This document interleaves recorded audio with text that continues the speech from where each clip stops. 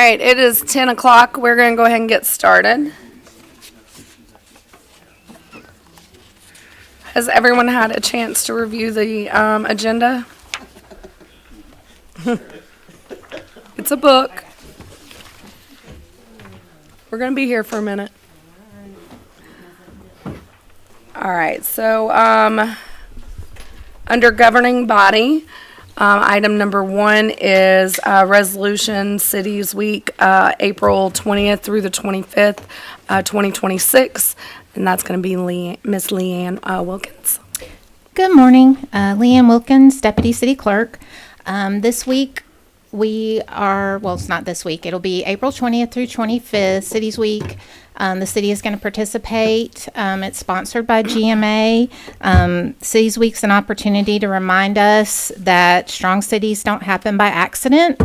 And so they're built through collaboration, vision, and everyday efforts of dedicated employees, volunteers, businesses, local leaders, and engaged residents. I've included a resolution. Also, we have a calendar of events that are going to be happening during that week. There's going to be selfie pop-up locations at the Villa Rica Library and the Senior Center on the 20th from 10 a.m. to 3 p.m. There's also a coloring contest for kids ages 5 to 10. Those sheets can be picked up at City Hall or at the library. Once they pick them up, they have till Friday, the 24th at 4 p.m. to return them. They can fill out the back with their name and their age, and once they return them, they'll be posted to our social media, and whoever gets the most likes will come back to the May meeting and receive an award. We're also collaborating with the College and Career Academy this year to allow the young people to participate, and they're going to be helping plant trees out at Pine Mountain with the agricultural class on that Tuesday at 10 a.m. City Hall is going to have an open house along with a civics lesson where you can learn about local government and how democracy works. The mayor's doing a read to lead at the library that same day at 11, so children can go and listen to the mayor read them a story. We have partnered with Bloom Cafe here in downtown to do Coffee with a Cop on the 23rd at 8:30. It'll probably end around 10 that morning. It's just a drop-in. There's also going to be 2 more civics lessons at the library, 12:30 and at 5 that same day. On Friday at Gold Dust Park, we're having the pickleball courts ribbon cutting at 10:30. Then it'll be followed by a beginner pickleball lesson and a sample cardio kickboxing class about 11:15. And then we're going to close out Cities Week with the Arts and Souls Festival on Saturday at the Mill.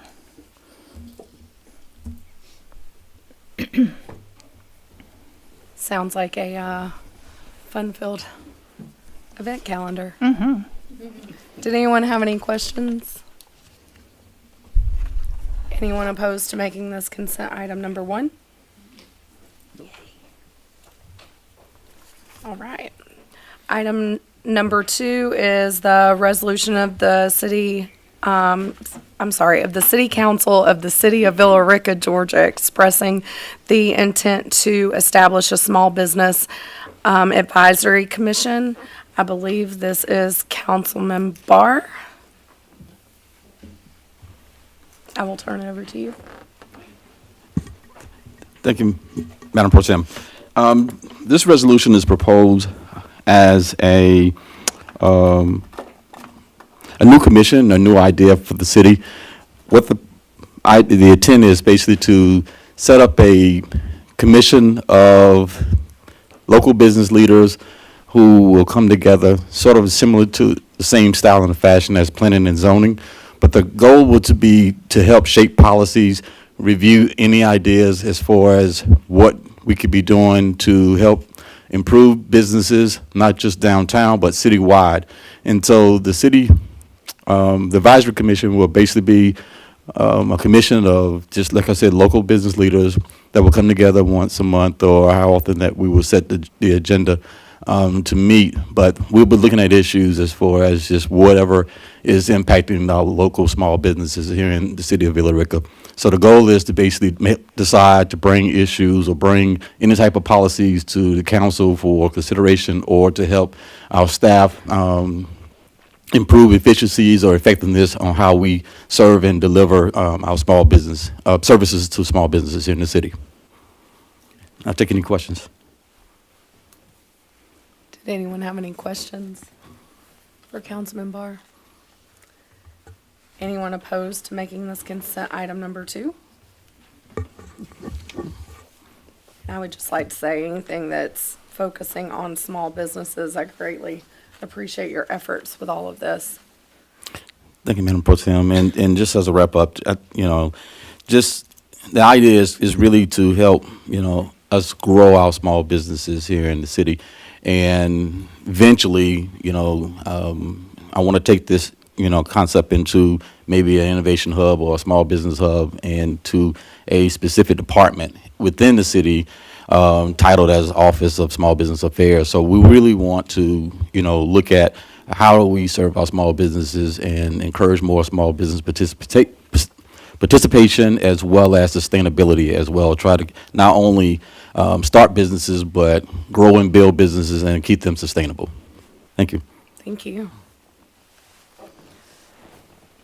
All right, we'll move on to building development, which is, item number 1 is Liberty Point Phase 5, final plat approval.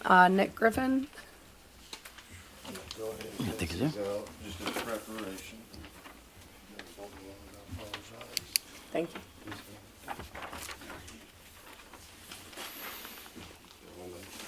Thank you.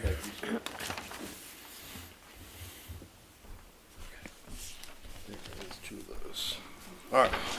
Sorry, I'll try not to be so long-winded up here. It's going to be I've got a few items to present. We got Liberty Point, Phase 5, final plat approval. These all are kind of hitting all at once. We've had a lot of residential development that was coming to fruition and that's been permitted. So this first item, again, is Liberty Point Phase 5. This is a 37 single-family residential development. The developer has installed all the infrastructure according to our design standards. The city staff has inspected all the infrastructure. We've met, with the developer on site multiple times with various departments. This is a planned development. The city had required a maintenance bond of $246,748.54. That is for all the infrastructure. While construction is going on and being built and everything's going vertical, we've got bonding enough in case anything, is damaged or, proves inefficient. We can use those bonds if the developer does not, mitigate or fix those issues. We've got a performance bond for sidewalks and asphalt topping for $168,000. So if for some reason the development doesn't come fully to fruition, we'll have funds available to provide the citizens or the residents there with sidewalks and top coat. The streetlight fees have been paid for 1 year in advance. This is a public development. The city will take ownership of these streets and infrastructure. The as-built have been submitted, everything has been inspected and approved, and staff is requesting approval for this final plat. Did anyone have any questions for staff? So Nick, if I remember correctly, there was some dispute regarding this property. Is that maybe a fair way to say it? And the applicability of certain standards and whatnot. And that there was was this the one where there was some, I think, litigation regarding it? I do believe so, yes, sir. I believe that was in regards to a previous phase. Oh, because that was a previous phase. I wasn't affected by this phase. Okay. If that's the case, then I'm okay with it. I just wanted to make sure that whatever the resolution that came out of that litigation was reflected on this plat. That's all. That was my only comment. I don't know the specifics of it, but just from memory, so. Yes, sir. I did receive the legal documents allowing this development to proceed Okay. when it was brought to us for land disturbance permit and civil plan submittal. Okay. Thank you, Anyone sir. else have any questions, discussion?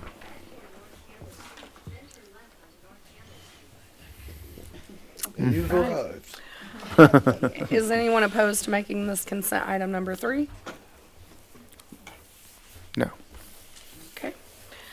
We'll move on to item number 2, the cottages of Villa Rica final plat approval. Nick Griffin, looks like you're with us for a few A items. little while, yes, ma'am. I'll try to keep it brief.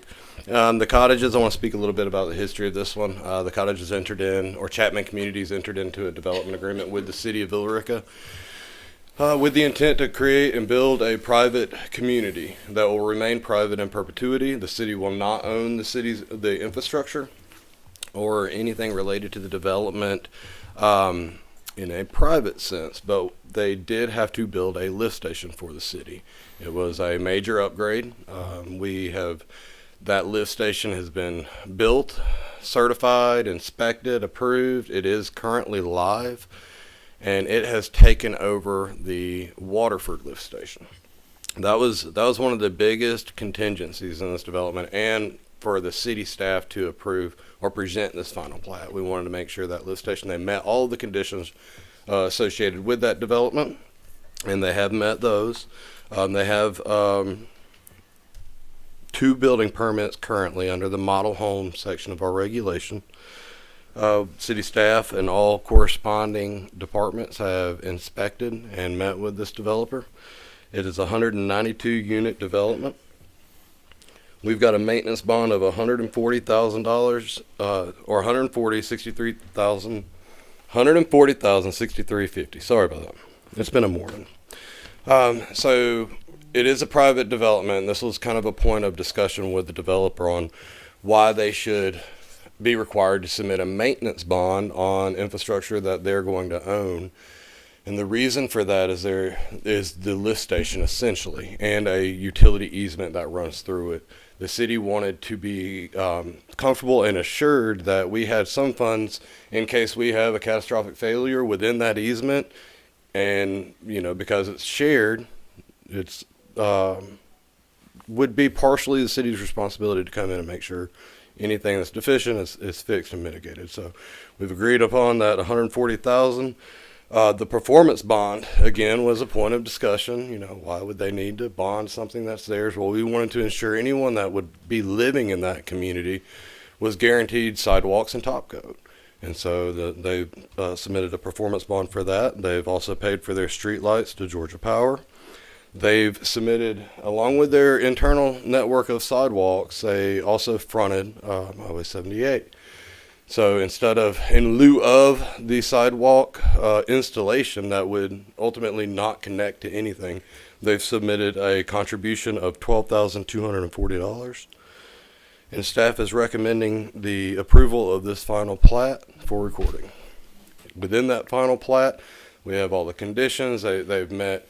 They've placed on the final plat all the conditions and all corresponding administrative work that the city has requested. And the as-bills have been submitted and approved as well. Did anyone on council have questions for staff?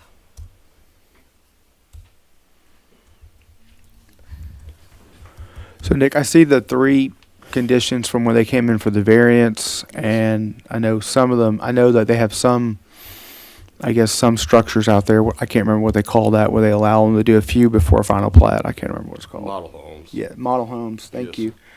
Or that type of permit or whatever, but it says it's supposed to be at least 28 feet wide, supposed to have a master on main, and can't remember what the third one is, and my computer is not refreshing the page, but point being, so far they've complied with everything, and we're going to be watching them as they go through the certificate of occupancy or building permit process for each one of those, right? Absolutely, yes, sir. Excellent. Thank you, That'll come sir. in with the building permit application review, essentially, when they Okay. start submitting their applications.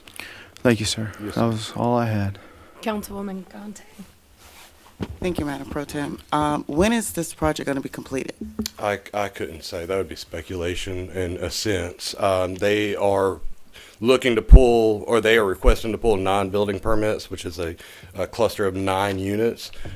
Immediately when this gets recorded, they are very eager to start going vertical and continue this development from the developers' verbal conversations that we've had. Within 2 years, they want to be complete. Okay, thank you. Any other questions? Nick, my only question is the sidewalk contribution. Is that a sufficient number? Yes, ma'am.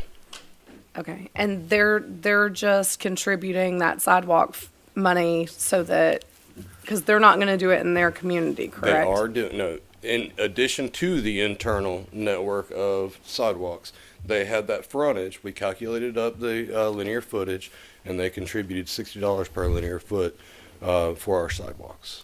Gotcha. So Sorry. now the Missed city that can part. use that money, via approval, where it would make a little bit more sense. Okay, makes sense. Any other questions? Anyone opposed to making this consent item number 4? Okay, moving on to item number 3, Northwoods 3 Phase B, final plat approval. Yes, ma'am. And again, they're all hit at once. This development is a node in the Mirror Lake community with its own corresponding master plan requirements. They've been placed on the front of the plat. A couple months ago, the city mayor and council approved the Northwoods 3 Phase A final plat, which was a much larger phase. Phase B only consists of lots 1 through 38. This development, during the Phase A final plat prep, the developer went ahead and submitted bonds, maintenance, and performance for the entire development. So that was a lot of those administrative requirements for final platting was done in Phase A. They just wanted to do it in all at once, and the city staff agreed. They've also in Phase A, during Phase A's final plat prep, they didn't donate. They contributed $154,000 for the repairs and capacity improvements to our lift station and water main in that area.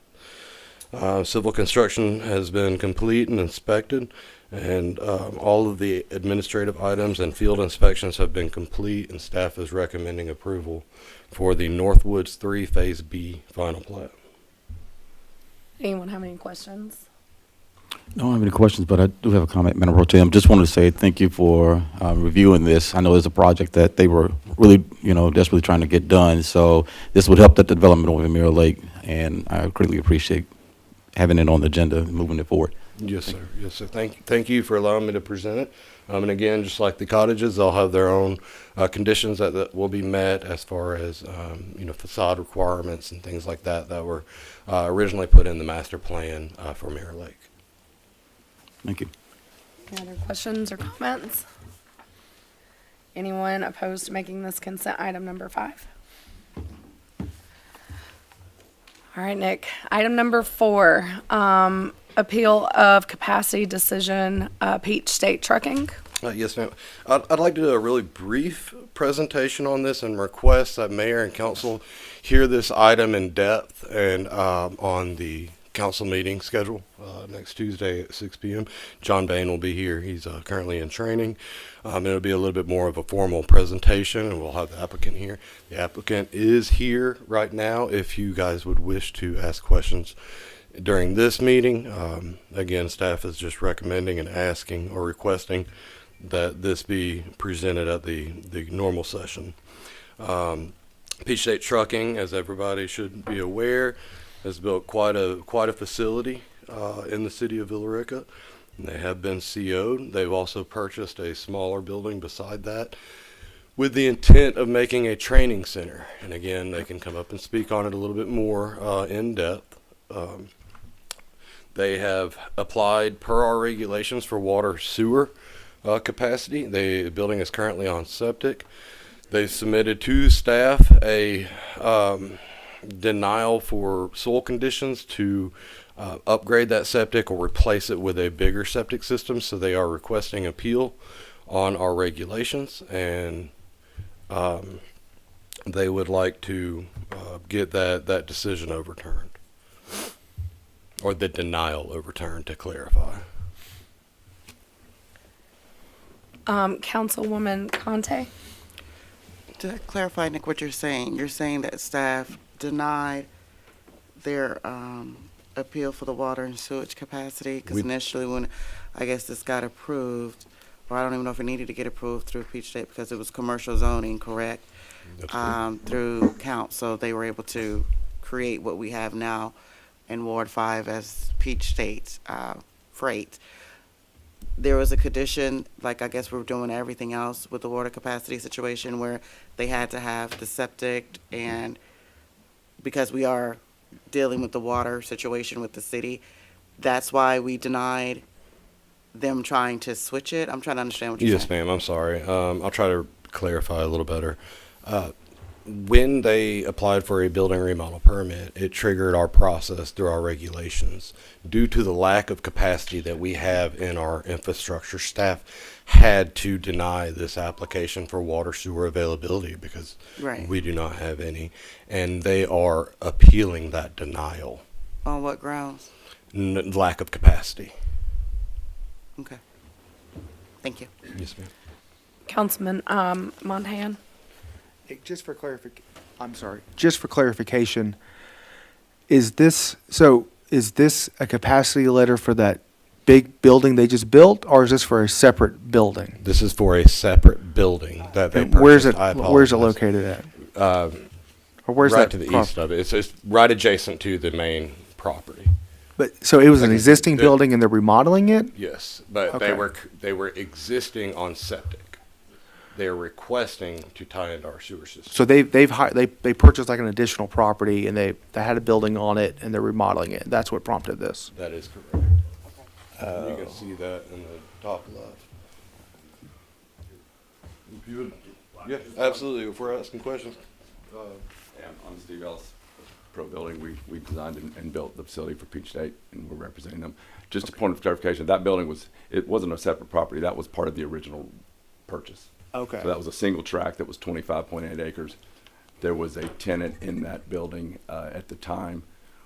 We redeveloped and constructed the Peach State Truck Center there. That's the new building. Okay. In that effort, we upgraded the sewer. We were requested by the city to upgrade the sewer, underground sewer piping system there on the site, which we did as part of that development process, as well as some other infrastructure modifications. This was always part of the plan. That facility was, once that tenant moved out, was going to be the training facility for Peach State Truck Center. And we came to realize in the permit process that we knew the larger building was connected to sewer. We didn't know that little building was on septic. So Okay. once we made the application, that was brought to our attention. We did the soils report and provided the application for upgrading the septic system. The soils were incompatible with the septic system. That septic system has been there for God knows how many years. So we're requested to tie into the sanitary system. And as Nick said, we were denied because of capacity. So we're asking for that to be reconsidered. Okay. So just so I understand, when y'all purchased the property, it was 25.877 acres.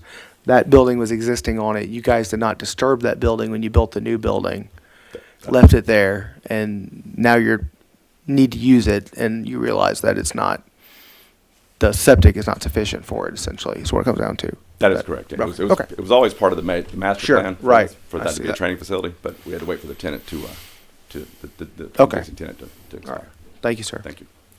Any other questions? Madam Pro Tem, I have a question for you, Nick. What is the increase of capacity from it was existing, and if this was to be approved, what would be the additional capacity amount that will put on the city sewer tank?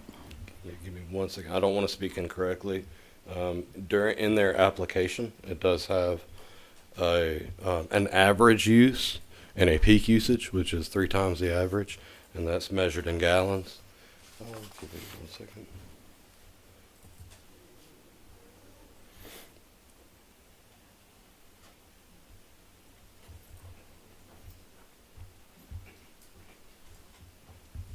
And again, at the regular session, John Bain will be here, and he will be able to speak on the sewer Okay. much more substantially than I can.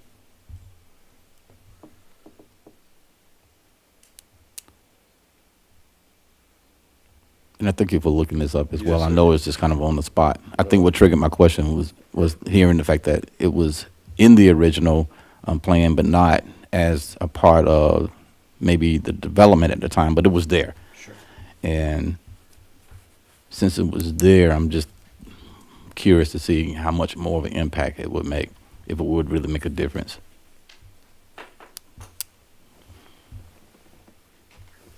While you're looking that up, Nick, is Peach State on septic, or are they in our, part of our sewer system? They are on our sewer system. You're talking about the large building? Yes. Yes.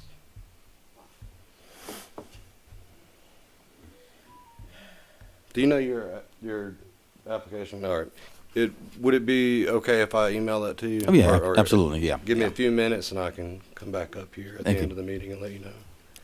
Any other questions? I do have a question for the applicant.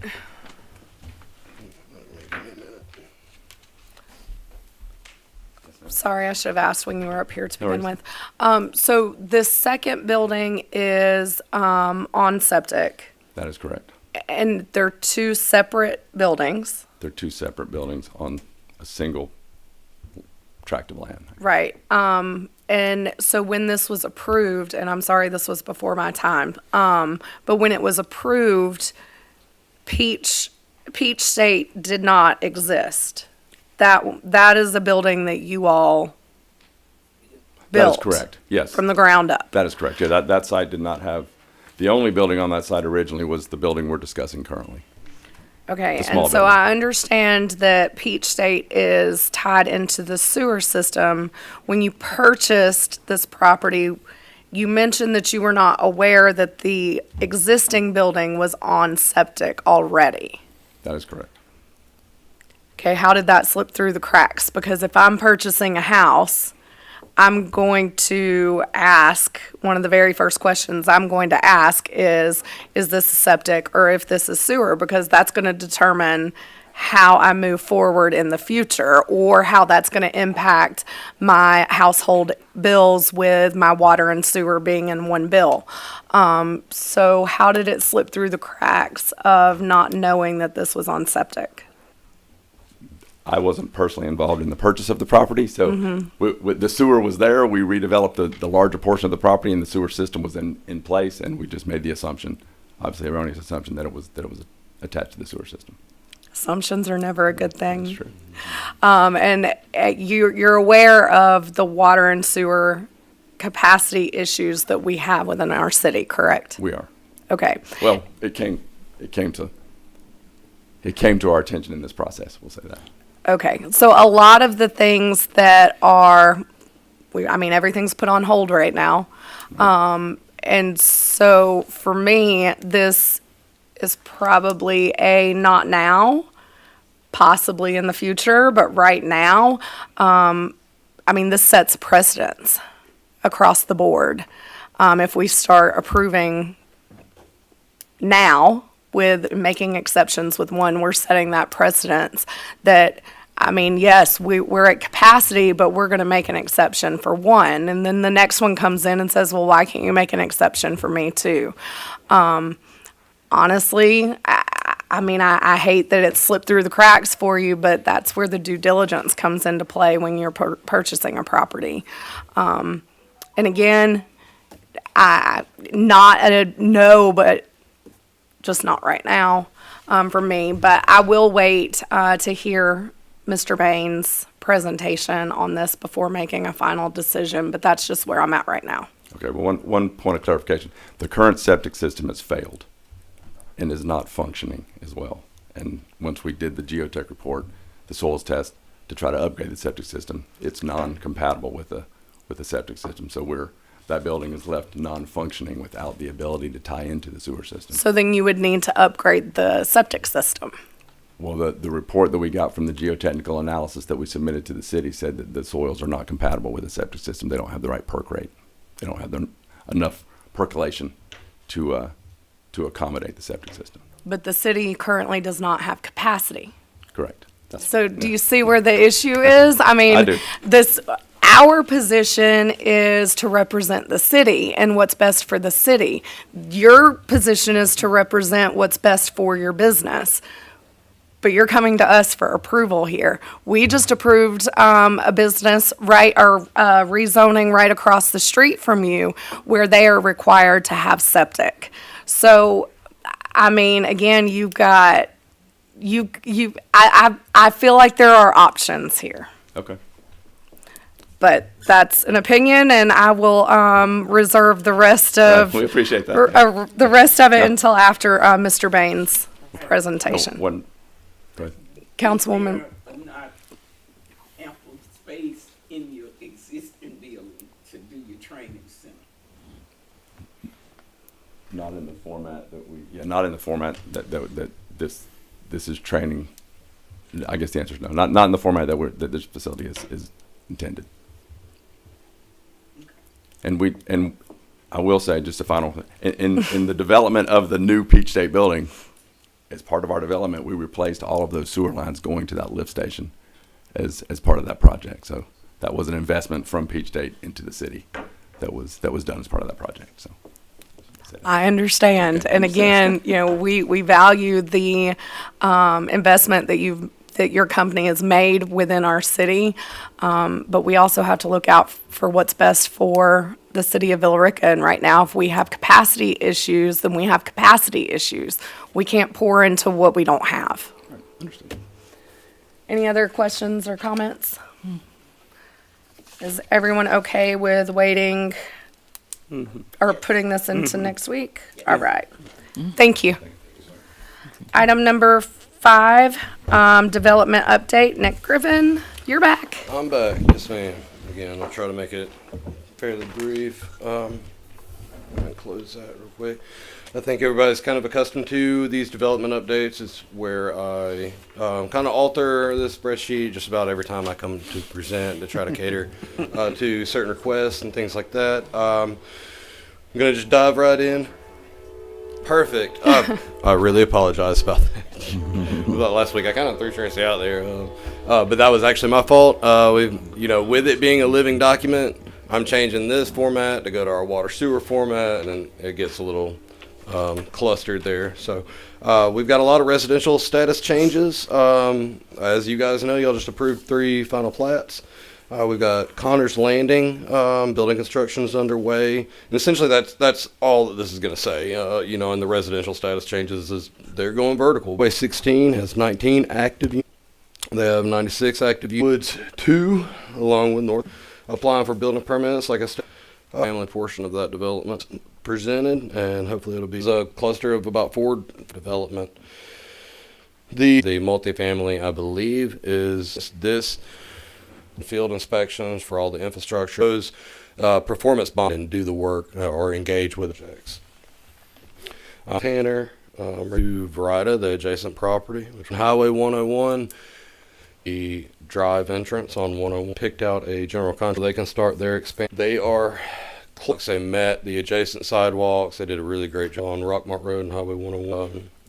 Some civil construction that possibly changes or revision that may come in.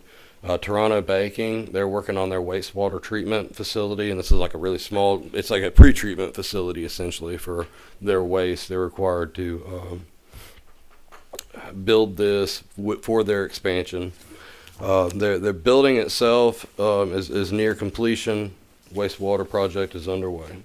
We got the Villa Rica liquor store. They're under renovation. They've been issued a permit. We got Liberty Logistics. They've received their rezoning. That's the one you guys have heard here recently. Talked about Fortune Parkway, the road development, and then Kona Ice is last. I spoke to this owner developer yesterday. He's applied for a building permit. He submitted everything that we needed, so we're reviewing those plans. And you should start seeing a building go vertical on that property here soon. The rest of them are just kind of the ones that have sat idle or they're not interesting to hear about because no big changes have been made. I've got a collecting dust portion. I did add another section this month with our stop work orders. I I don't know, sometimes the mayor and the council gets emails regarding stop work orders and why and this and that. So I added that section. I'm happy to remove it, but those are just kind of letting you guys know why we've issued them or who we've issued them to and why. A lot of times that comes from, either their building permit may have expired, they have gone beyond their plan set, so they started making changes physically that hasn't been approved, administratively. So, a planned deviation is kind of what we call for. That causes almost an immediate stop work order because it could potentially be a life safety issue, things like that. The fire marshal hadn't had a chance to review, any major changes. And the other kind of main reason that we'd issue a stop work order is erosion control issues. If we have an immediate impact or a heavy impact of illicit discharge to a stream, a lake, we typically just immediately issue a stop work order. We've had instances of recent where we've issued a stop work order upon notice of violation, and we've required their engineering groups to come out physically on site, check out the damages that's done, the illicit discharge, and then come up with a mitigation plan that they submit to the city. So it's a really good way, as city staff, we're not the engineers, and when they've had this occurrence of illicit discharge or impact to a stream or what have you, we're not necessarily qualified to give them directives, right? So we lean on their engineer pretty heavily. And so, again, that was just for your information. If you get emails, things like that, this is kind of what we're doing out in the field. This is what we've got going on. I, for one, like the stop work order listed on here. And let me just say, he legitimately has listed on here collecting dust on these developments. That is, that's awesome. Sorry, I had to throw that out there. Councilwoman Conte. Thank you, Madam Pro Tem. Quick question. Yes, ma'am. The Scott Evans dealership, Yes, ma'am. it says civil plans and review, waiting on GDOT permit. What's going on with that? That one I've kind of left idle because we're not entirely sure. Okay. We've had correspondence with the developer, not as of late, but it's almost in. We're not really sure. We're hoping it comes to fruition. We're hoping we have some correspondence, maybe a civil plan revision, or some type of communication. We want to see this development, happen. But at this moment, city staff is unaware of the true status right now. And I hate to be, vague, but we just really don't know. Is that the same that's applied for the Punkintown commercial and road design where it says grading permit applied for? No, they have actually here recently been permitted, and we're in discussions with that developer pretty actively. We had a transportation committee meeting today where we discussed a possibly phasing of that development. And I think the city staff or that committee will allow the phasing of this development. They've got some, roadway work that they're going to do, some improvements to Pumpkintown, and then quite a few conditions on that development. And so we're in that process. We're kind of meeting with them, making sure all these conditions are met, how they want to proceed. That's a big one. So we want to make sure all the steps are taken. And all the requirements are met. So not really in limbo, but it is being discussed actively, and hopefully next month we should have a firm status update for you. So, Not to interrupt the meeting, but could anyone in the audience please silence their cell phones? That is the third interruption that we've had during this meeting. Thank you. So quick question. So if there's construction or reconstruction going on and there's like a city light issue with the timing, who would, the citizens speak to us, and who would we speak to pertaining to that? Would that be you or John? If there is a timing issue, Like at the lights, like for example, for my particular ward, exit 26, Yes, that ma'am. light right there, when you get off the exit, I believe it's Mirror Lake exit. I think we're going to defer to our engineer. He's going to be the one that can. Come on up, Mark. Repeat the question, please. Okay, so the exit, turning exit off exit 26, Mirror Lake exit, that light right there, the timing of that light. Would I speak to you about getting that light fixed as far as timing, because it changes like in 6 seconds. And traffic has become, in my opinion and others, very dangerous getting off the exit, because now there's cars waiting on 20 trying to get to the exit. It's the one at the ramp. Mhm. That's Douglas County and Georgia DOT. They said it's you guys. They said it's us. GDOT said recently before my council quarterly meeting, they no longer have control over that. Our city does. I'll check into that, but I Okay. will check into the timing. Thank you. And not the one up at Edge, but the one at the The one ramp. right there at that, Yes, soon as you ma'am. get off the exit. Yes, sir. Yes, ma'am. I'll check into it. Thank you. Thanks, Nick. Any other questions? Councilman Montagne? So Nick, I see you had a. I'm sorry. So Nick, I see that y'all had a TAC meeting with Halpern on the potential, what we call the Kroger hole. Yes. Have they submitted plans on that, or is it just they're No. just trying to fill out what they can do? No, that was that was quite a concept meeting. Okay. So they were inquiring what it would take to develop that parcel with the city. City staff didn't have much to say except for our gambit of policies and procedures. Right. Which, if you design something, you've got to apply for water sewer first, and if you get denied that, you've got to look at your septic options, get with the county on Okay. that septic. So it was a good meeting, but it was very preliminary. Okay. Very, very preliminary. And, so nothing has formally been submitted that I could actually speak upon. Okay. My next question is on the Old Town Road of the Alma Grove. I noticed that some work has been done, is in process, where Old Town comes in to existing 61 near that Shell station. It was utility work. Is that, yeah, I didn't know if that was just utility work for the water line down the road, or is that something related to this? Strict utility work. Okay, that's what I figured. Um, Okay. That was all I had. Thank you, man. One quick question. Councilman Barr? Thank you, Madam Pro Tem. Nick, help me identify on Connors Road Liquor Store, where's that exactly going to be located? Oh my gosh, what's the name of the road? That's right beside Permian Way. That's it. It's right beside the Tanner. the medical practice. Okay. Tanner Family, yeah, the Tanner Center. Tanner Family, Tanner yeah. Urgent over there. Is it on the, I guess, There's on an the, empty parcel. Okay. For you if you're going right across from the AM, PM service station or convenience store, or is it sort of kind No, of? it's more on east of that. Let me send you the site plan. Okay, I'll thank send you. to you right now. I'll tell you exactly. There's an empty parcel if you're driving by the Tanner Medical Center, Family Medical Center. You're going to see an empty parcel. That's it. But I'll send you the site plan, and I can do that here in a second. Thank you. Yep. Anybody else? Thanks, Nick. Thank you, guys. Thank you, Nick. That was just for informational purposes. We'll move on to community development. Item number 1, am I saying this right? Amos? Tide Delights LLC. I'm sorry? AOMS Tide. AOMS, Delights. okay. AOMS Tide Delights LLC, doing business as Chat and Chew Restaurant, limited pouring license, and this has a public hearing. Yes. Good morning, council members, city council members, and our public.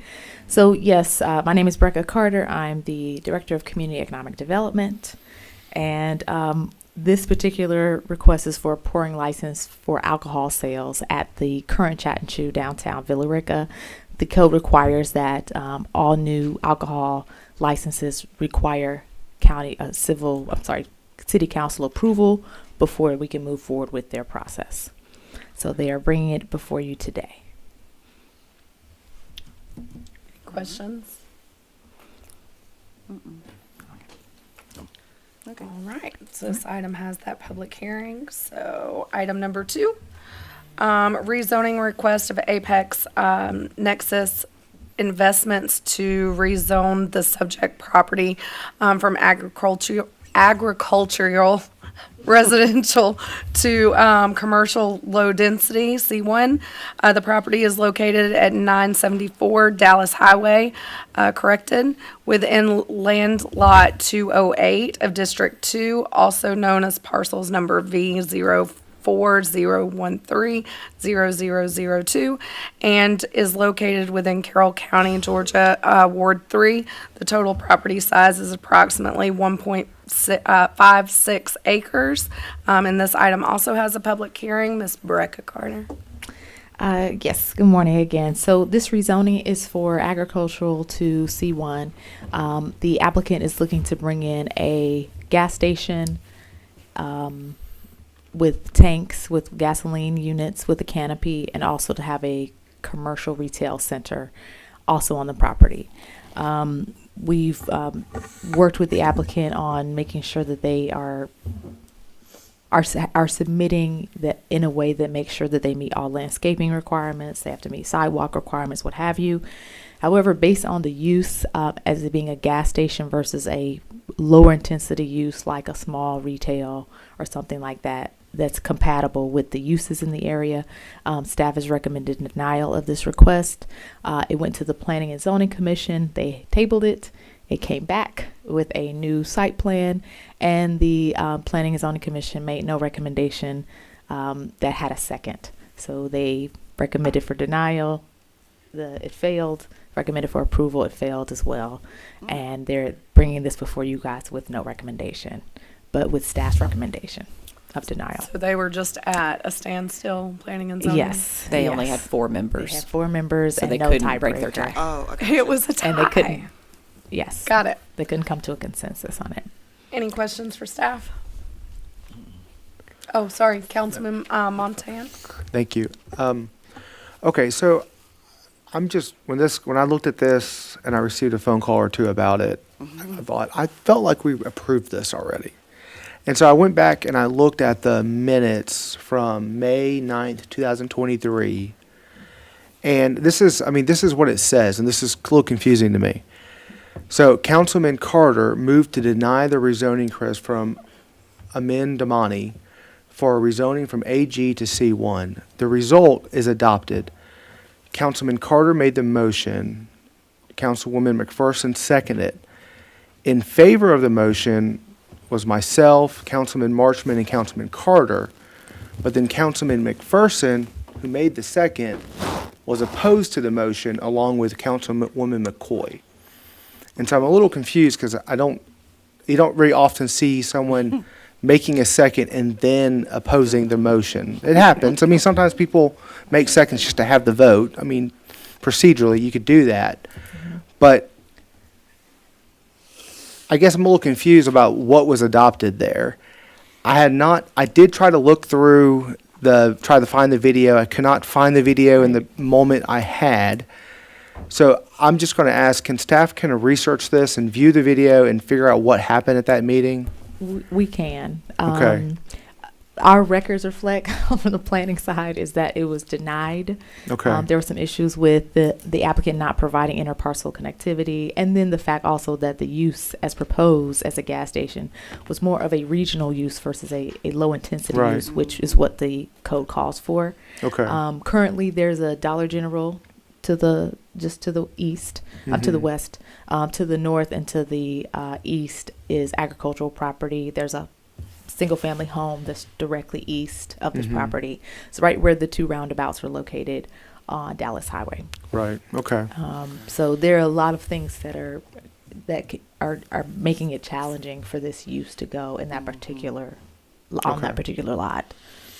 Okay. Again, I haven't looked into it that deeply, and we'll talk about it more fully, next Tuesday. But when I just in my mind, I thought this was approved. And so then when I went to go check the minutes, I was like, this is not approved and not denied. I don't know. I mean, I don't know. So, if we can get across that hurdle, then maybe I can kind of look at the We definitely can more do in that. I'll depth, work if with the we city could. clerk on any additional records we have outside of our records, and Okay. then get back with you guys today by Thank you, midday. ma'am. Thank you. Absolutely. It's very interesting. Any other questions? All right, this item has a public hearing, and Rebecca, you said you were going to send that information to council today? Yes, ma'am. Or as soon as you possibly can. Yes, ASAP. Thank you. All right. Thank you. Thank you. Item number 3, special exception request pursuant to section 4.05 of the zoning ordinance to allow a place of worship within the agricultural, goodness gracious words, residential AG zoning district submitted by the property owner, West Hills Church, for the development of a church.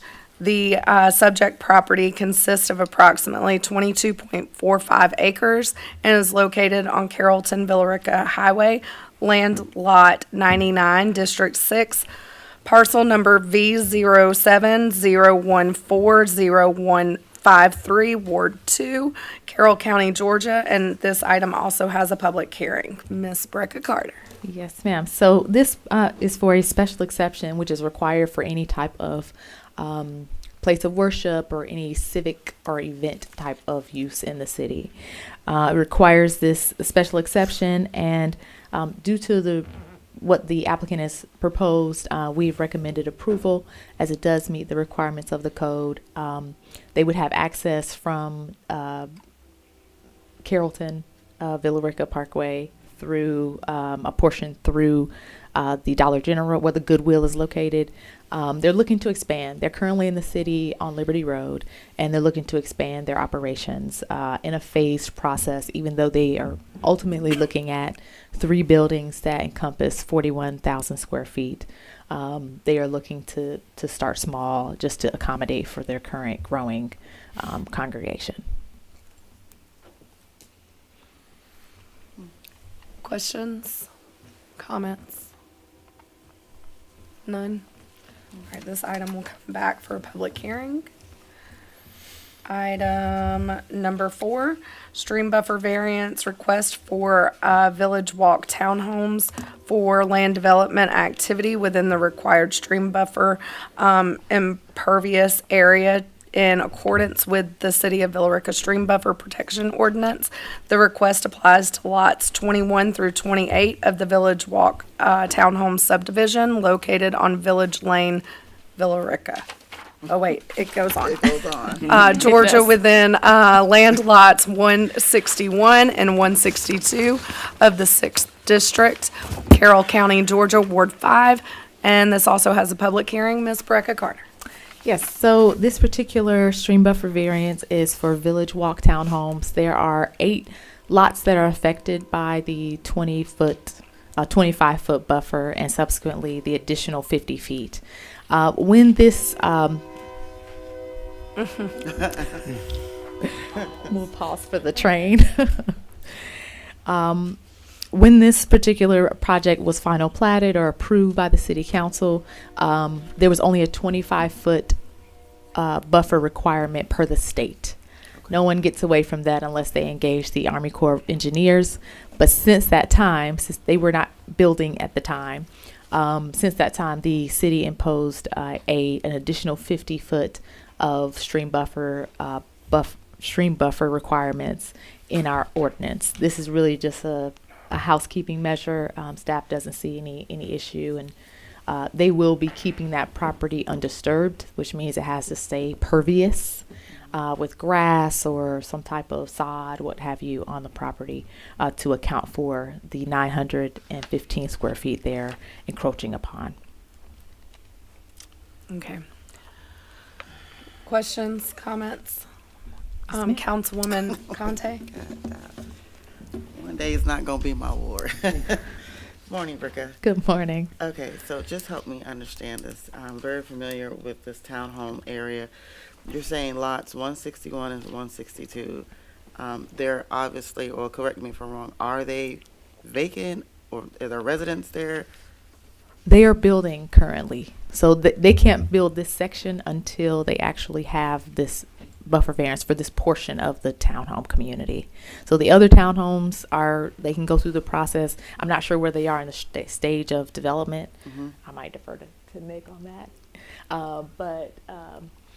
But as far as these particular lots, these are the only ones in question in the entire development that have this concern, and really 2 in particular that have kind of a deeper gash of that 50-foot additional requirement that the city has imposed. So, but they still would have to keep it pervious, just meaning they have to have something that penetrates the ground versus concrete or patios and things like that.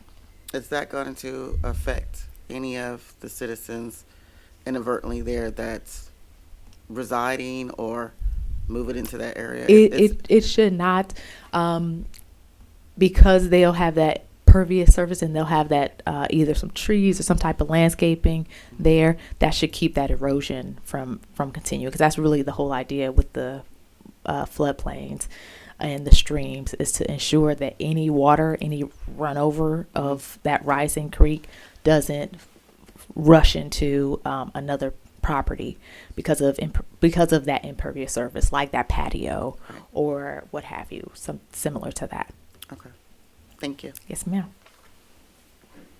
Any other questions? All right.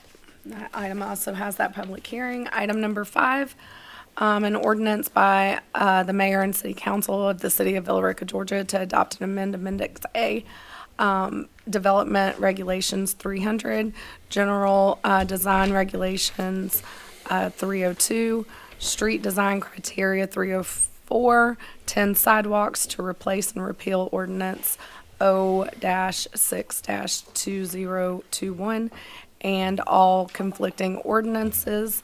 This item also has a public hearing. Nick Griffin, you're back with us. I am back, yes ma'am. I'll kind of give everybody a brief overview. I mentioned the cottages contributing to a sidewalk fund contribution. This is the fund that we were referring to. In our current regulations, there's no specific monetary value per linear foot for a contribution of in the sidewalk fund. We have historically been charging $30 a linear foot for a 5-foot sidewalk, 4 inches thick at least. This was kind of based off a in the field market value that was determined by previous engineering. The city staff is asking the council and the mayor to approve a monetary value of $60 a linear foot. The $30 just really isn't getting as far as we needed, and it wasn't an adequate contribution in our opinion.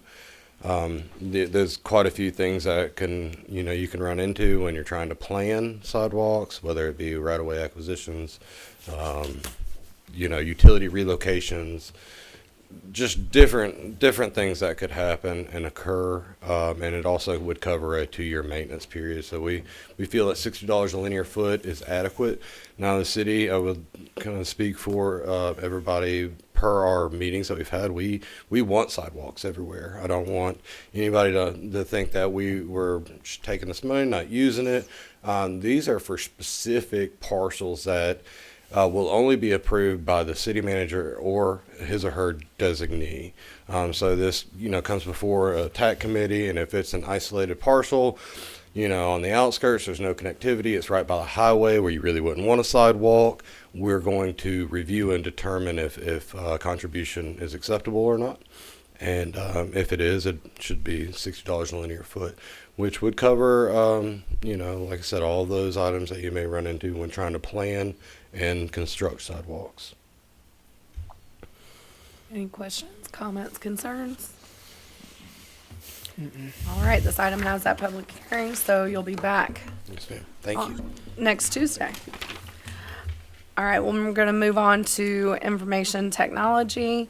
Item number 1, sand and switch replacement. Mr. Jim Chambers. Good morning, y'all. Jim Chambers, CIO, IT Director. This is to authorize the replacement and configuration of the city storage environment due to repeated system failures. The last one that we had a conversation on. The switch will come from CPAC. The sand will come from Sherlock Technology, which is a pure storage to match what we have over in our data center. And the setup and config is with STSG, who also did the original sand and switch in the data center and here.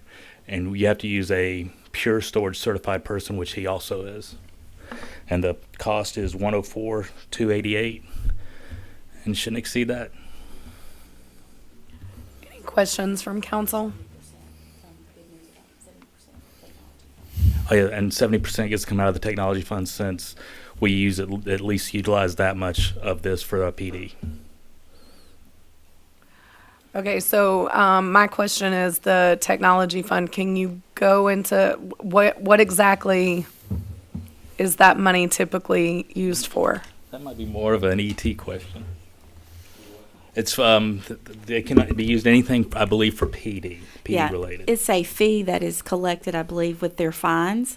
It goes in a separate special revenue fund called the Technology Fund, and those funds are set aside in a separate fund, and it can only be used for technology improvements. Okay. And because we spoke with the chief, and because around 70% of why we're doing this is PD related, then 70% of the costs can come from that fund, and then the other costs would come from the general fund. So the 30% would come from contingency. Correct. Correct. So 70% of it's budgeted. Correct. Okay. Any questions? Is anyone opposed to making this consent item number 6? Thank you. Thank you. We'll move on to Public Works. Item number 1, Punkintown Road Phase 1 Stream and Wetland Credit. Mark Teal. Yes, ma'am. As part of Punkintown Phase 1 Environmental, we have to purchase stream credits from the Army Corps of Engineers. A couple of months ago, these were over $1 million. And it's for the big culvert we've got to replace. Headed northbound, it's right before you get to Old Stone Road. And the total cost now at this time is $705,000.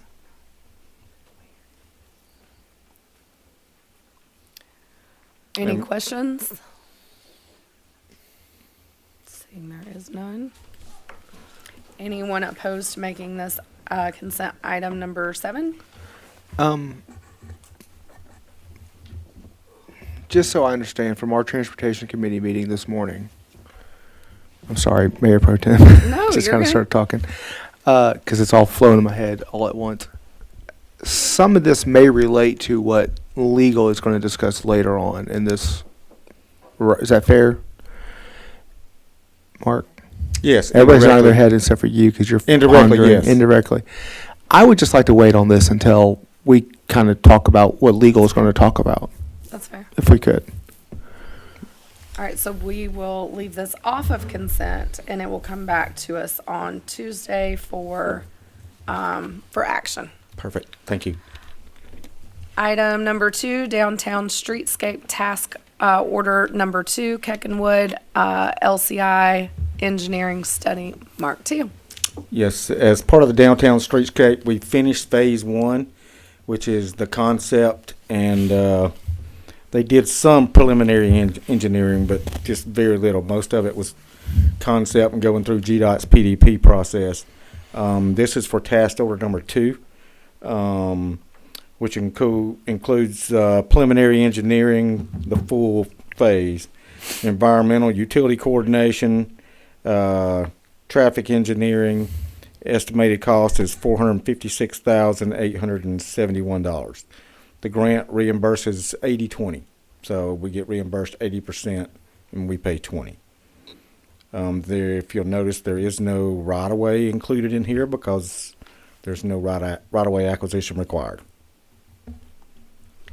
Any questions?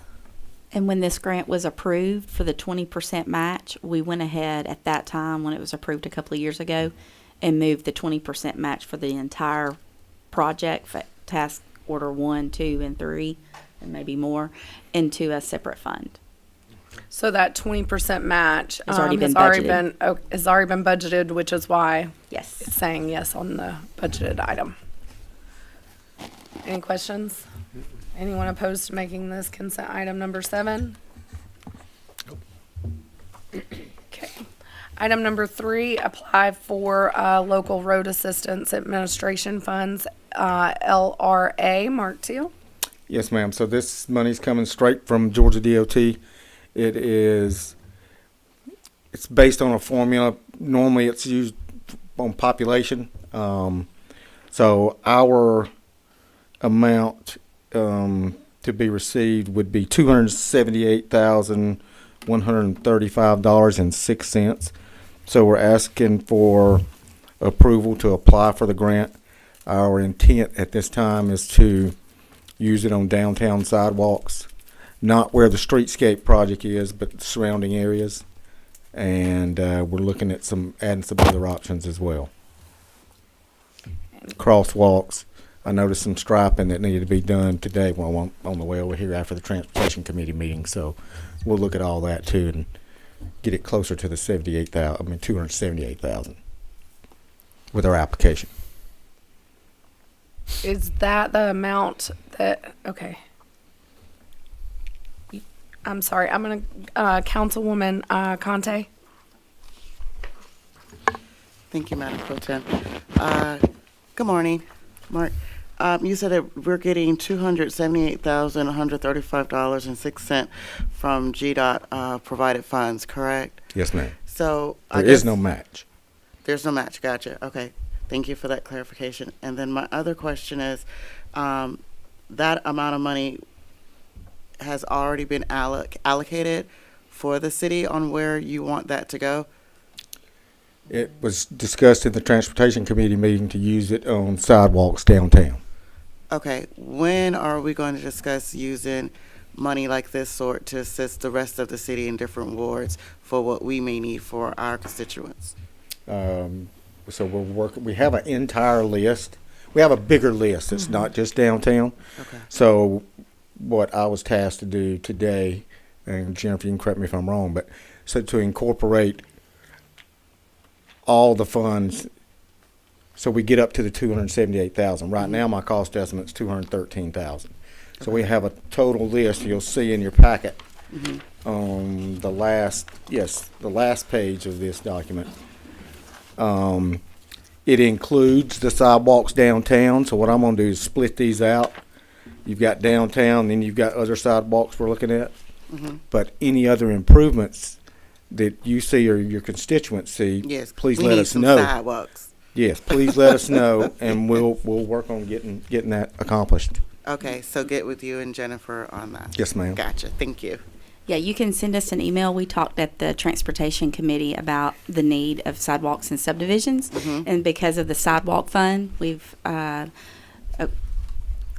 I don't know, maybe 100 and something thousand, maybe 200,000 that we can use for projects like what you're talking about. But for this grant, we wanted to talk about, or at least propose, downtown revitalization and getting walkability for downtown. Gotcha. Thank you. Yeah, there is a whole long list of sidewalk projects And it probably Are could in be the works. doubled.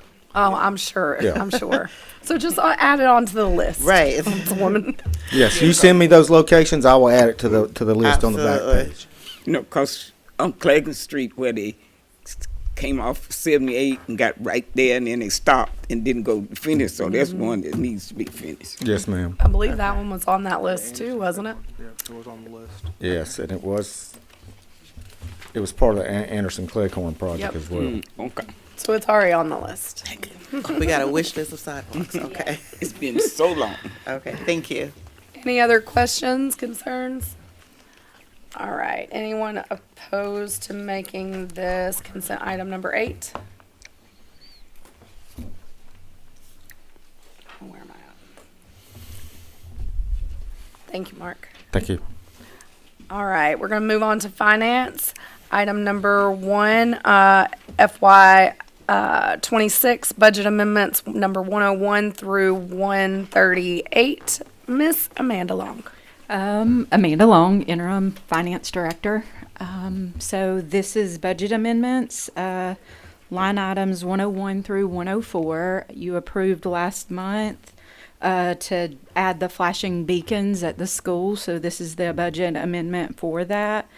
That will be paid for out of fund balance, but it's actually coming out of the revenues generated from those speeding tickets.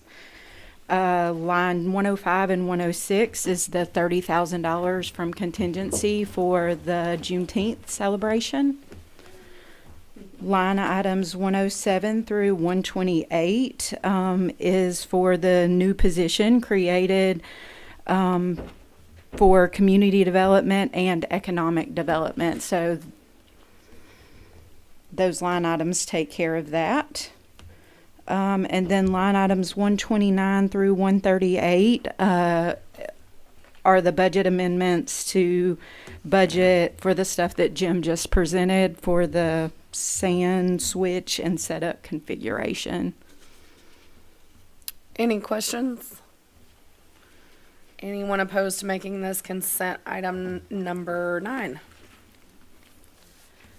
All right, item number 2, excess supplemental cyber liability insurance. Amanda Long? Okay, so we add supplementary insurance to cover like cyber attack every year. We've done this for the last 3 or 4 years. The quote came in at $10,833 compared to last year.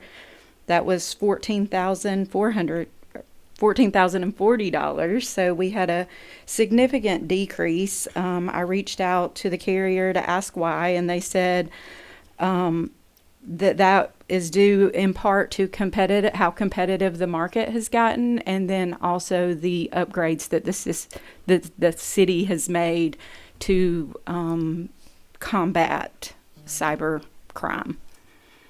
So, yeah, good job, Jim, and our IT department. Any questions? And this is a budgeted item. Yes, it is. All right. Anyone opposed to making this consent item number 10? Nope.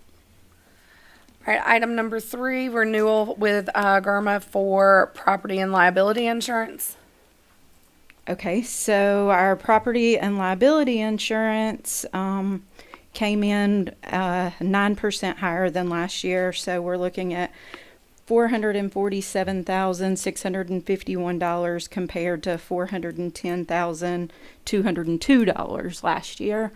So I reached out to GERMA on that to ask why, and a couple reasons. They said our budget was up 7%. Employee count is up by 5. Property values increased by 4.7 million. The auto count, we added 7 vehicles last year. Police officer count, and they are definitely our most expensive employees, was up by 4. And then a 10-year experience modifier up 5%. This is also budgeted.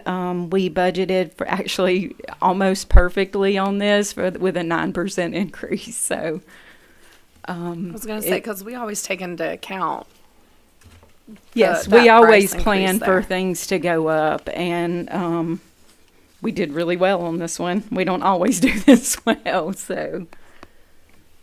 And this is just coming to us more so for housekeeping.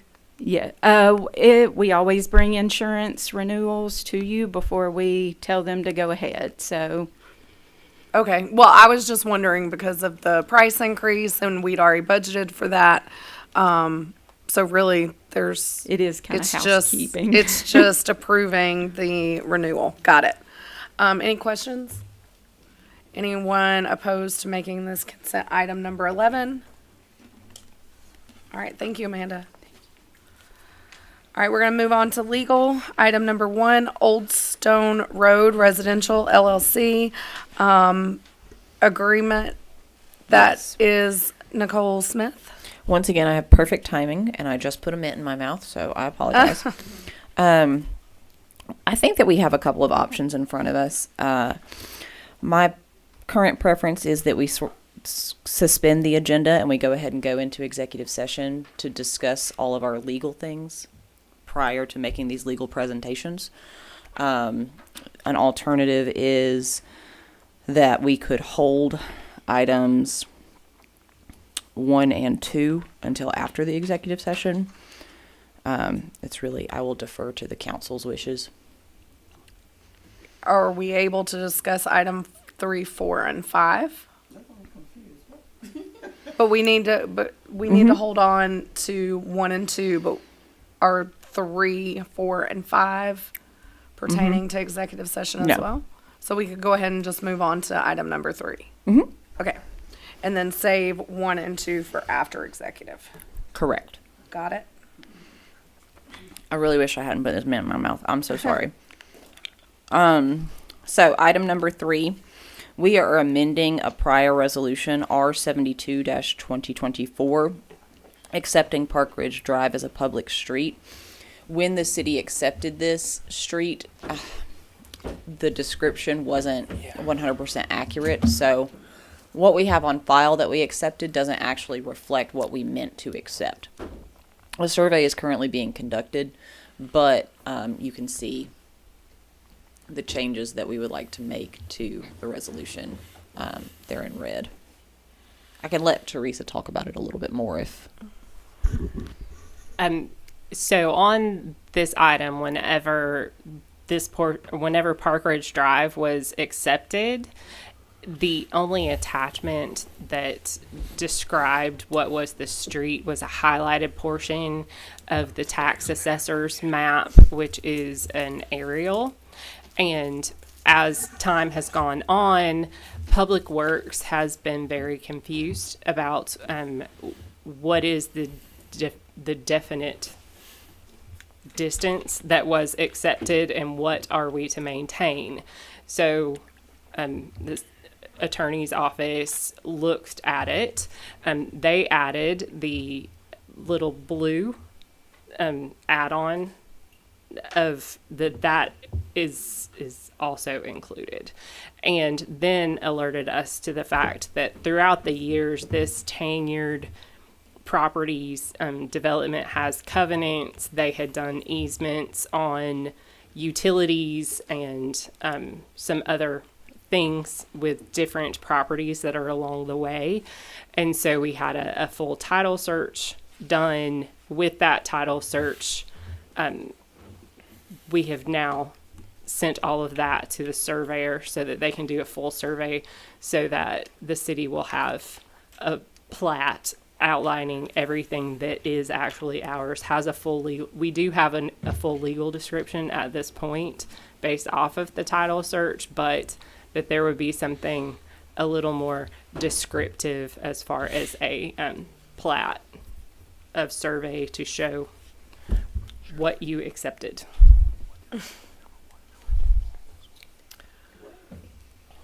It was that.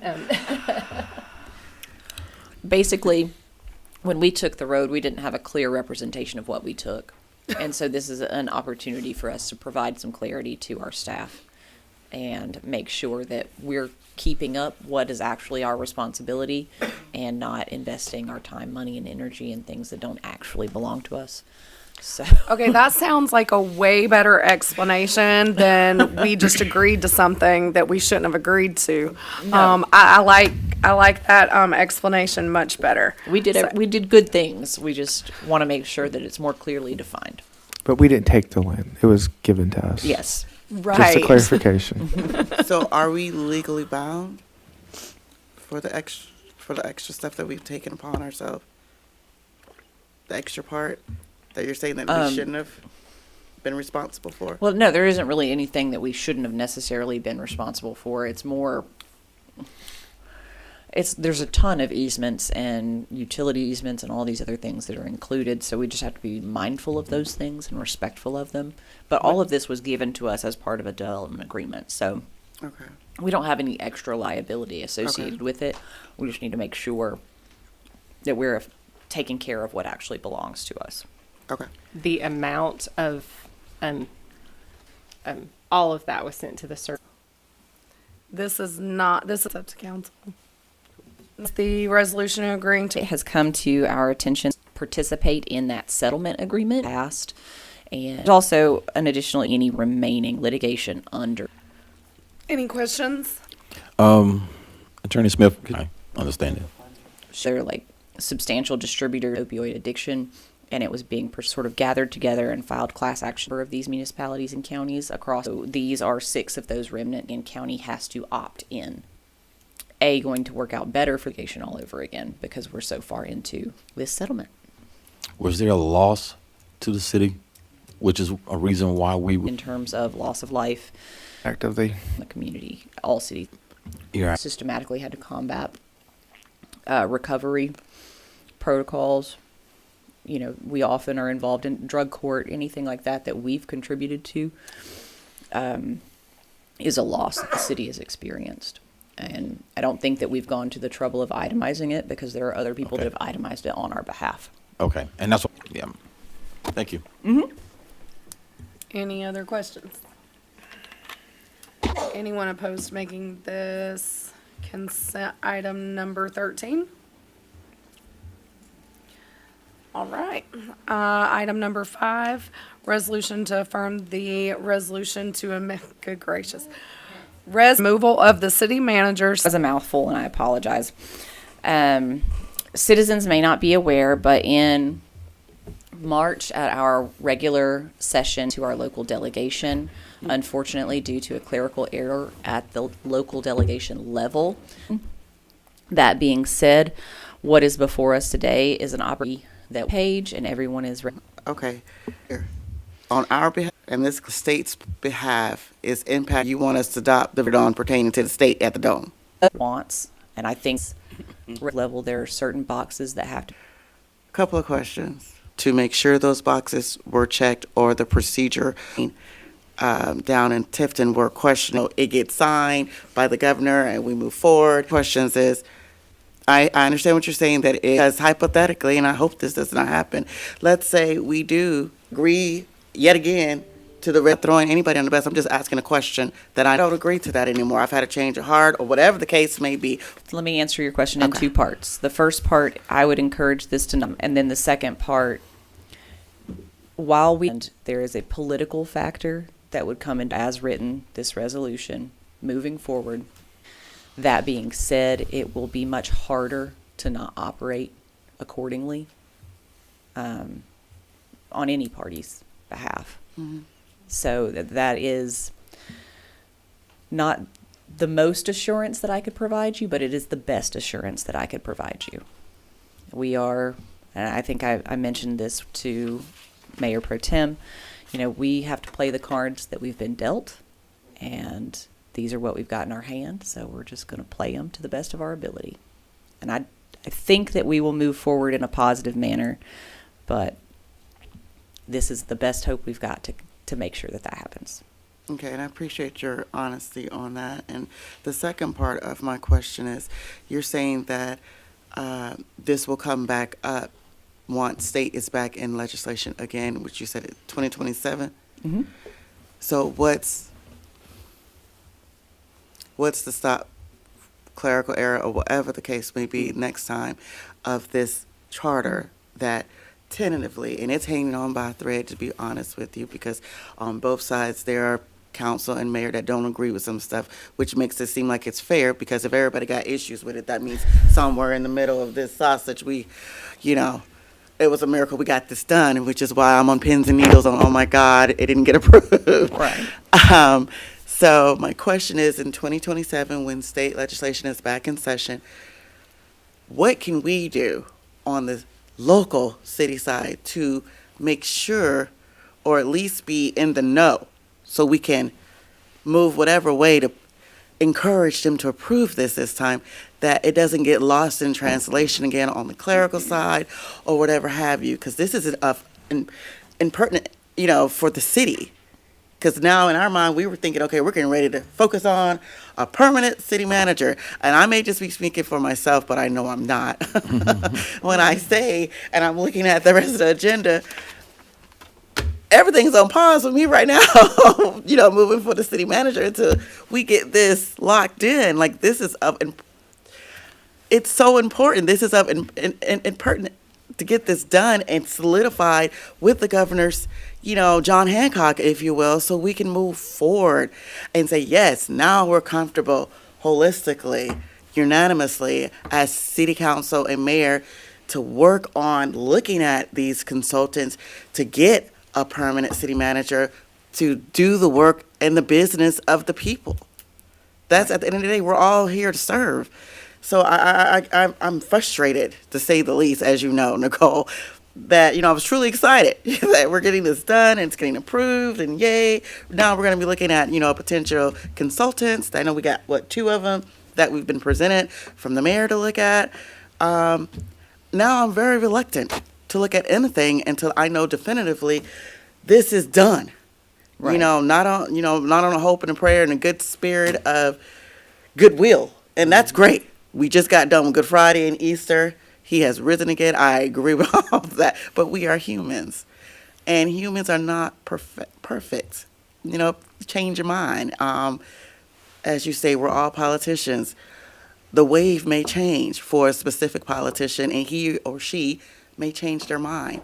And that puts the entire city in limbo. So I just want to go on record with my frustration and concern and my hesitation to entertain anything right now pertaining to looking at a permanent city manager till I know we got a permanent charter. Right, and I understand. I truly do. And you asked, what action could we take? And I will say that, we did get it to where it needed to be. All I can do is say that we'll just do it January 1st. You know what I mean? We're going to resubmit and make sure that it is at the forefront of everyone's mind. I received Councilman Barr's email checking on the status. I received Councilman Momtahan's email, and I communicated with our legislators, and they assured me that we were right where we needed to be.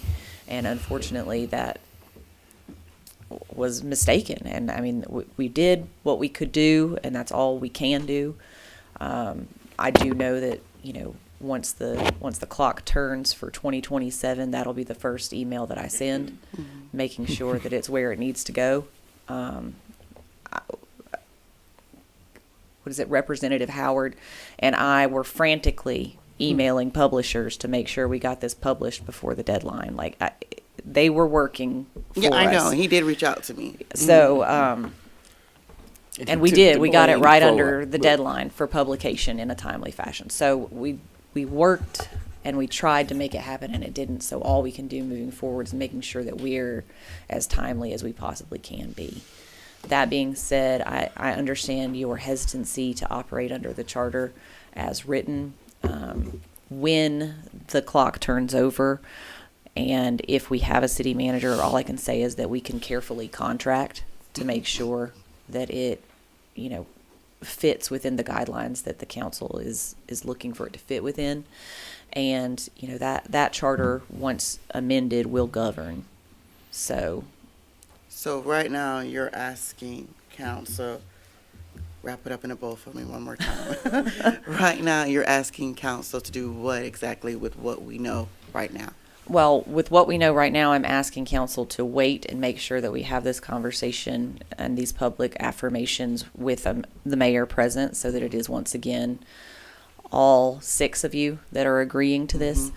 And then, in doing so, we're making a public statement that we are all electing to operate under the resolution as it was passed, which would, change our charter moving forward. So it's really about accountability on our end. And there lies the scary part, the human part. Barr was next. Councilman Barr. Thank you, Madam Pro Tem. Attorney Smith, can you define specifically what was the clerical error?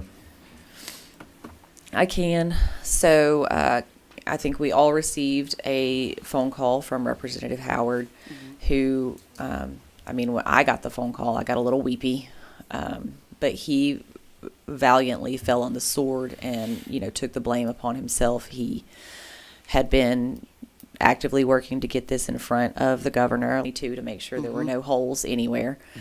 And he, as he told me, he did not check what was handed to him. He trusted in his body. He kept checking and waiting to make sure that it was coming through. Per your email, realized that he wasn't getting any confirmation back. He went around the Capitol to try and make it happen, but at that point it was too late. So this is a vote without checking or verifying? That is what he said to me. Obligation for us. I decline. Well, it is very disappointing to hear about the English. So at this point, the charter that stands, both powers back and forth. So we back to where we did show that we collaborated and we worked together, and I'm appreciative of that. But all it was really just sort of a show or a waste of our time. That's very disappointing to me, because we did what we were asked to do in spite of, and now we work with the mayor, and then in good faith, we supposed to just assume that we're all going to still kind of work on that level, but then it doesn't have to be enforced. That's what I'm hearing. It can't be right now. So that legally is, if I am the mayor, Again, you are correct. There is nothing that we at a local level can do to change the mayor's powers. It requires the resolution that was unanimously passed, that was discussed publicly, the process that we would follow in this hiring. And, you know, should things go sideways, keep the city's mind, or the city's, I guess, needs, wants, and desires at the forefront of your mind when you are up there. So, but then if we do that, then we back to where we were before. And for the record, for myself, I don't have a problem with the charter amended or not amended. Good faith that we can work together. I came in, I was elected with that charter being what it was. And so, I mean, I was only in favor to change it because I understood in favor of just being a part of, I guess, a fashion to just make a wrong right, you know. So we made it right, and then it's still wrong. City manager's contract, it would be fair that a city manager put into his or her contract that you are subject to the terms of what we are putting in this resolution. I think we can contract carefully. I'm the city manager being hired. In my contract, it would say that, you know, the mayor and the council would have the power to do, or to Act generated that were outside of the charter. Now, I don't know that we can overrule the charter in our contracting, but there are perhaps some safeguards that we could include. can't overrule the charter with the You can't contract around the law. agreement. So Well, one of the questions, where do we go from here if what's to go through, but to just find for what, you know, he just said if it was really that, or Serious as it needed to be taken. because he should have And- read it. Right. To And me. Representative Howard, you know, being But anyway, the it's freshman, gone now, he but- just tucked Hang the, on. sorry, like, I agree with Councilwoman Marchman. Just sounds like Representative Howard just tucked the fall because he's the freshman and he don't know. Go ahead, Councilwoman. No, that's okay. Go ahead. No, Councilman Marchman, go ahead. No, I'm okay. Okay. Did you have anything? Kim? Tyler covered my question. Thank you. Yeah. Acknowledging how council works to approached in that sort of manner. This is very disappointing. We did exactly what we were told to do. Here we are with our, how do I say this? So when we approved, the mayor had shared, because we were all in agreement that yes, the necessary changes. And the mayor told me, and I know that so I'm supposed to just trust, return the charter to the 2018 because this did not pass. Here we are having to trust that the law is never been changed to begin with without, I mean, it was enough. Council did not know about it until this whole, certain after it had already happened. I'm disappointed. A permanent city manager and a contract that I want to move forward to miss out on some very qualified candidates because the idea of what we can put in but there's lots of what ifs. The parking lot right now and get hit. What happens then? They can't be held. That resolution just fell. The resolution went with the five. I mean, we're going to submit it again. It's submitted. We shouldn't even have to submit it again. I agree with you. God willing, nothing bad happens to anybody up here. Right. Because I like you all. Well, I mean, and not just and I like us too. I'm not trying to. In January because something untoward happens, then, we will cross that bridge when we get there. But I think we have enough troubles and I don't want to borrow anymore. So I just feel like we have gone with that mentality of we'll cross that bridge when we get there. Right. And that's why we're in this situation right now. And why I'm saying I want to move forward. I also want to do it the right way.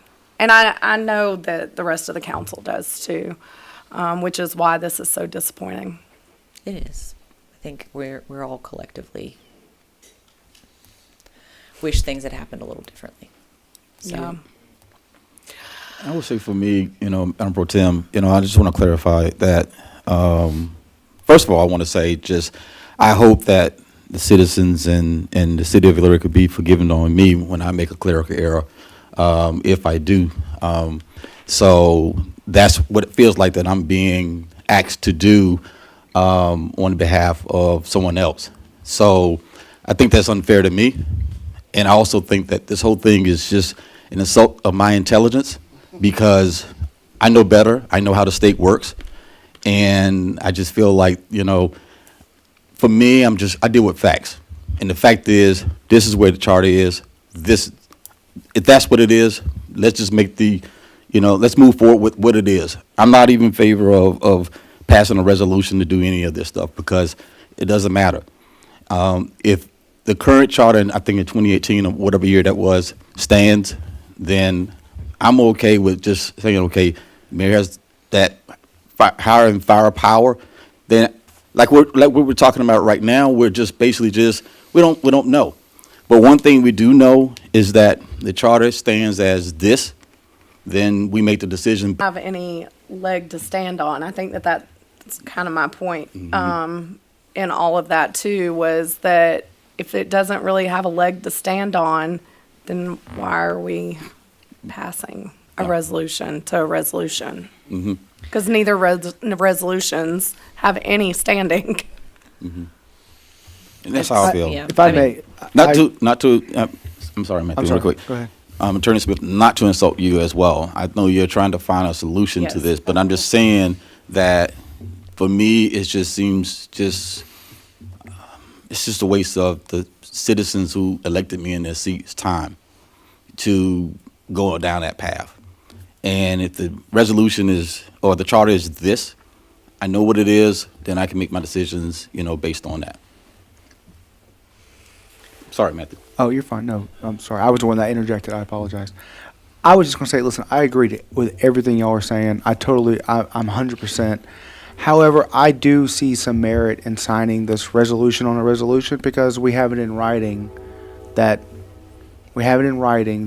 everybody up here plus the mayor agreed that this is how we wanted to operate. And so if something comes up later and we have to, well, we have it in writing. It's not just That's a valid in point. the cloud somewhere on the internet. That's my only thought about that. So that's a very valid So- point. Thank you. Councilman Monahay, that is actually a good point as well. But since I've been here historically, I've heard other things that have been in writing that just been, Fair enough. That's fair, too. things that were said in writing, and it was still, so it doesn't matter. Sure, fair enough. All right. So once again, we're at a standstill. Well, I think we'll come back to this on I do Tuesday know now. that we are going to have more discussion in a week. So if we would like to move to another action item, we can do that. All right. So we will be discussing that next Tuesday. Y'all grab your popcorn. Item number 6. I believe that to some extent we just covered where we sort of stand on I item number agree. 6. And Oh. I don't know that we're going to move any direction until after next week. So Item number 6 is Sumner Consulting Contract for City Manager, just for the public. correct. So I mean, we've hashed and rehashed it. It's up there for you guys to discuss, or we can move on. I leave it to your discretion. So it sounds like we can leave that on the regular agenda item for next Tuesday. Mm-hmm. All right, moving on, City Manager. Item 1, certified the estimate rollback millage rate at 5.588 for 2026. Ms. Jennifer Hallman. All right. Almost good afternoon. 11:58. I'll try to 2 make minutes. it quick. This is just what I call a checkbox due to House Bill 581 that was passed and House Bill 92 as well. It began last year with the new House Bill 581. It requires each entity to certify the estimate rollback millage rate. You're not setting the millage rate right now. That comes in July and August. This is meeting the checkbox or the requirement for the Board of Assessors. Prior to the notices going out by the County Board of Assessors, each entity is asked to certify a millage rate. In the past or last year, we usually just use the same millage rate as it was in the prior year, because we do not have all the information and the numbers to even come up with a calculation of what a millage rate would be. So most entities usually certify their prior year's millage rate. That has to be done at a minimum of 15 days prior to the notice of assessments being sent out by the Board of Assessors in each county. I reached out to them just to see what the date was and also to see when we did it last year, because it was new. The first time we had to do it was last year, and we actually had to call a special called meeting near the end of April. So I'm trying to get ahead of the curve and us not have to have a special called meeting to certify the millage rate. I think according to Douglas County, this would need to be certified by April the 27th. So again, instead of having to do a special called meeting to certify something, let's just go ahead and put it on the agenda. Again, you are not setting the millage rate. That is going to be done later this summer. This is only certification for the Board of Assessors. Any questions? This item can go on consent. Yes. Is anyone opposed to making this consent item number 14? All right. Item number 2, resolution to support the application of federal and state grants for safety action plan projects. Yes, as you know, back in December of last year, y'all adopted goals to work towards 0 traffic-related deaths by 2035 and 0 serious injuries by 2050 as part of a step in the safety action plan. And then in February of this year, you actually adopted the final Safe Streets for All safety action plan, which had exhibits in there with all the different streets or the road improvements that the plan covers. In the next step in applying for grants, a lot of the grantors like to see that there's unanimous support in applying for grants. It's a feel-good. It's a good showing support consensus. So this is just a resolution stating that you've set those goals, you've adopted the plan, and now you're supporting us going out and getting grants for these projects. Any questions? Anyone opposed to making this consent item number 15? No. Item number 3, renaming Fortune Parkway. Okay. As you know, we haven't officially accepted Fortune Parkway, or what's being known as Fortune Parkway, but we will be hopefully in the near future. And in doing so, we wanted to see if we wanted to change the name. We reached out with the help of Tiffany in HR. She created a Facebook post and asked the citizens, hey, you know, we've got Fortune Parkway coming up. We're thinking about renaming it. Let's please provide suggestions. So what you have in front of you, because we turned off not turned off, but the deadline to submit a suggestion was yesterday at noon. Then I had Tiffany give me all of the list of all the names that were suggested. Then I tried to at least group them together, the ones that maybe had the similar names. And then also looked at the votes or the Facebook likes on those names. After doing that, the next step I wanted to do is I asked Nick, our deputy building director, to reach out to both Carroll County and E911 to see if any of the names that I've highlighted here had any conflicts with the name already being used or part of the name being used and being used too often. And so they suggested or recommended, they didn't deny any of these names, but they did suggest that we not use a road name with Cleghorn, Anderson, or Darden, since we currently have some roads and streets named that.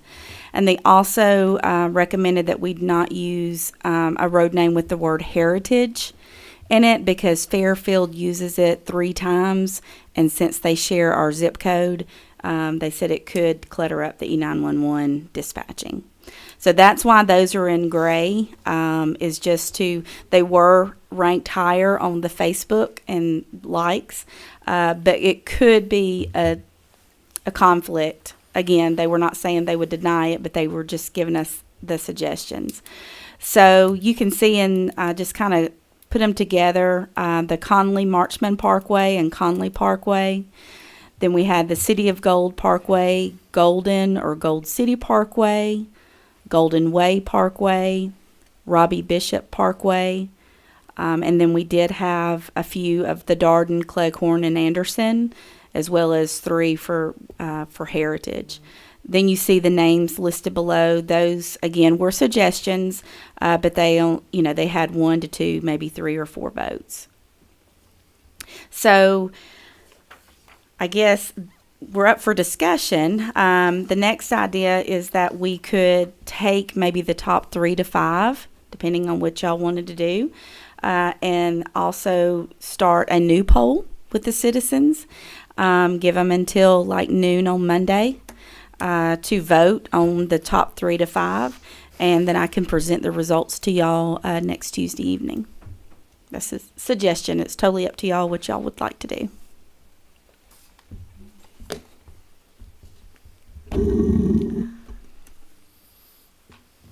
Did anybody have any comments on that or suggestions on that? I have one question. Jennifer, I should have submitted one. Did you not get it? Yes, Okay.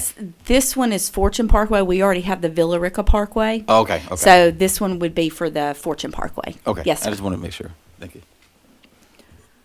So Jennifer, are you saying like the ones that you have highlighted up top to do another poll publicly on those? That's what I'm suggesting. I mean, I would be open to It's that. like if you wanted to, even if you wanted to say take the 3, you could pick if you wanted to submit or put on Facebook Conley Marchman Parkway or just Conley Parkway. You can put them both on there. Or you could pick one of the City of Gold or anything that has the gold in there if you wanted to narrow it down. It's totally up to you. People get You don't out want to and give vote. too many. Yes, you don't want to have too many options. But it would be good to have at least, I would say, a minimum of 3. But if y'all come up with a few more, that would be fine too. I'm okay with the top 5 being revoted on by the citizens. I have a question, That would just do Jennifer. away with one of them. That would just do away with one of them. There's 6 that are highlighted. Oh, that's right. Okay. So to go with the top 5, which I'm not opposed to that, I'm just clarifying that would just do away with one. We can have the 6th one too, since it's highlighted. I Yeah. miscounted. Yeah. No, you're good. Okay. So the top 6 to be revoted on here. Councilman Barr? Yes. Thank you, Madam Pro Tem. And Jennifer, forgive me. I think I probably should know this, but who's Conley? She was a female mayor. Okay. I'm answering for her. She was the mayor previous years back. Okay. Yes, she was the first female mayor, and then Miss Marchman was also, she was the first African American female mayor. Okay. Like I said, I should have known that. Forgive me. And You're the good. Robbie Bishop, I know we got this bill, and Robbie Bishop and Hopes, but that's where that come from, right? Yes, that is correct. Could we maybe give a little bit of backstory on those particular names when we put it Yes. up for a vote? And then that way people have a little bit of a backstory on those names as well? Absolutely. Because a lot of people don't know who Absolutely. Robbie Bishop is. All right. So you said that the deadline for voting, everybody I'll go get on with- social media and Yes. vote. I will get with Tiffany, probably this afternoon. We'll try to get something posted either later this afternoon or first thing in the morning. And then we'll set the deadline like we did with this one for Monday by noon. We'll pin it to the top of Facebook so everybody can go in there and vote and just like it, love it, whatever you want to do with it. But we'll count each of those and then we'll report the results to y'all on Tuesday. On Tuesday. Awesome. All right. So our next item is executive session. Do you want me, because we still need to go back to 1 and 2. H1 and H2, do you want me to wait to read off the consent agenda? Or do I do Yes. that after executive Will you session wait, anyways? just in case? I'm sorry? Will you wait, just in case? Yes. Okay, Do we need to take a copy of this with us down there? yeah. Okay. Okay, excuse me, I apologize. We now would like to go into executive session for a meeting to discuss or deliberate upon the appointment, employment, compensation, hiring, disciplinary action, or dismissal, or periodic evaluation or rating of a public officer or employee under Georgia Code Section 50-14-3B2. And a meeting to discuss or vote to enter into an option to purchase, dispose of, or lease real estate subject to approval in a subsequent public vote as provided in Georgia Code Section 50-14-3B1E, and a meeting to discuss or deliberate on potential litigation pursuant to OCGA 50-14-3. Make that motion. Second. All in favor? That is unanimous.